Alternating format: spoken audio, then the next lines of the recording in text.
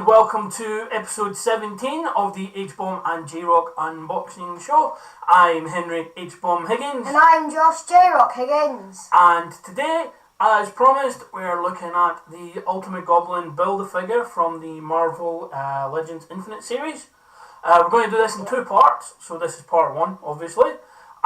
Which means we're going to do 3 of the 6 figures, including 3 parts of the Build-A-Figure. And we're going to do the lower half, so it'll be the head and arms next week to complete everything off.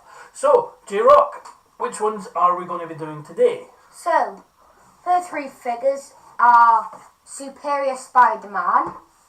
Okay, who is Doc Ock's mind in the body of Peter Parker. The second figure is Black Cat. And the last figure for today is Beetle. Okay, possibly the least known of the characters that we'll be looking at in this little series. So, those 3, as you can see there on the main image, Black Cat has the torso, Beetle and Superior Spider-Man have a leg each. So, we'll get cracking on this. Which one are we going to start with? Let's start with Superior Spider-Man. Okay, that's this one. Nope. We'll try that again with proper hands this time. The left, right on the camera threw me off completely there. Okay, so we'll start with this one. The figure comes with a nice background there. And as you can see there, it's obviously a spiderweb design. So that will be quite handy for display purposes. It's always better to have a display behind them, like a plain wall and things like that. The figures are in molded plastic here, so there's no ties to take them off. What do you think of that, J-Rock? Looks pretty accurate, and let's take a look at what articulation it has. So, it looks like it has articulation on the head, twisting, both forearms moving up and down, the elbows both go back and forth, the wrists turn around, and the knees go, the feet don't have articulation, and the waist turns. So there's a lot of articulation on that. Also comes with alternate hands. So the default ones are like gripping hands, so just doing that. Whereas the standard, the replacement hands are doing the Spider-Man. Web shoot, you can do that, can't you, J-Rock? The Spider-Man web shoot, just exactly like that. And the colour scheme is obviously slightly darker, as was the Superior Spider-Man. Plenty of articulation in the waist. What's really handy here is the bending back and forth of the torso has like clicking positions, so it will actually stay in place if you pose in a certain way. As J-Rock said, the ankles have articulation, so you can move his feet up and down, but there's no articulation for left and right movement. And yeah, it's a good quality piece. So we'll place him in his little display. Who are we doing next? Next, that fell. Black Cat fell in her bum. The next figure is Beetle. Okay.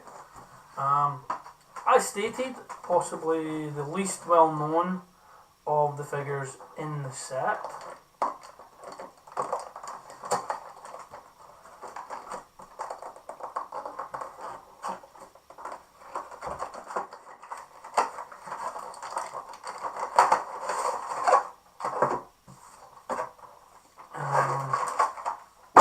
He actually comes with the same design for display purposes, so it looks like, just looking at the box, all of them have that same design actually, so that could be interesting.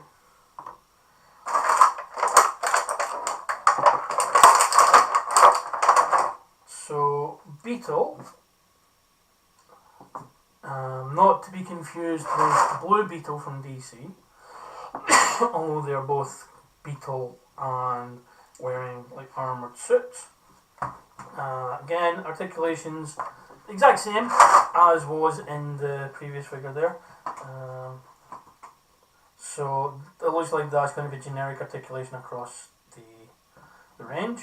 Although he does also come with wings, which clip, hopefully, in his back there. And yeah, they clip in quite nicely there. So that's another handy thing.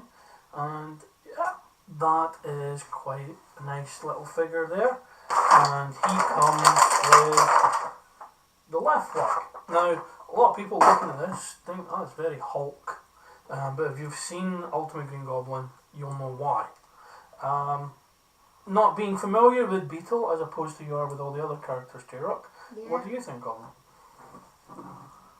Looks like it'll fit with most of the other figures that we have in our collection so far, all across all the figures that we've unboxed. And since it's part of the SpiderMan universe, we could just add it to maybe a future SpiderMan shelf of the whole movies. But what's interesting is because of the armour, it's very much, if it was an MCU type thing, it could be that he was disgruntled with Stark and managed to get a hold of one of Stark's armours and remodified it for himself. So yeah, colour scheme is really good as well. It's a really detailed figure. And the last one on this run through is Black Cat. Okay.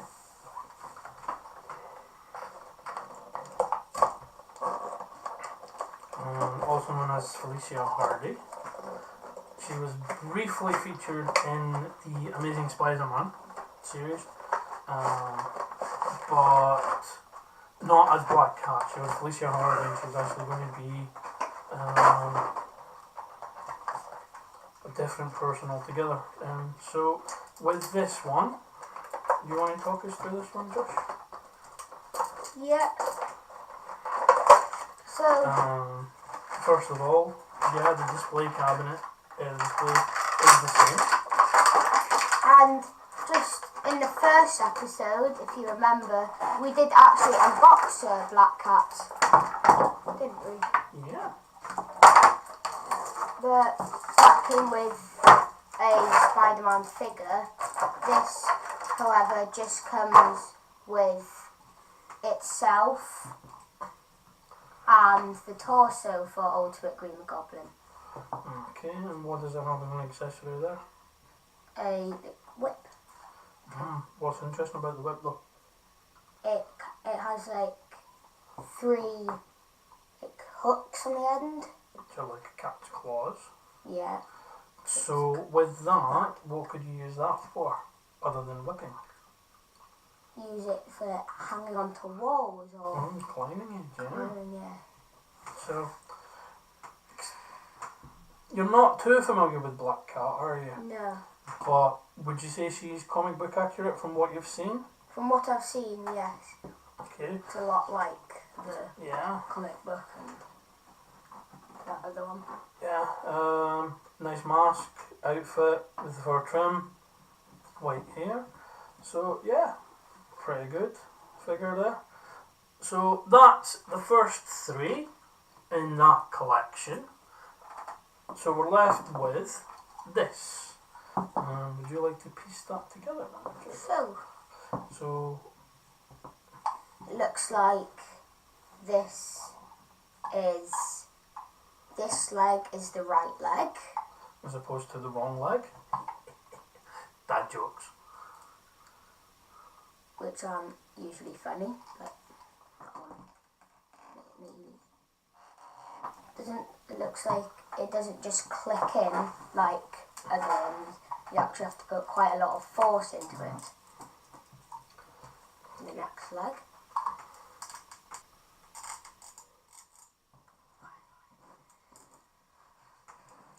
So, after a little bit of work there we have it.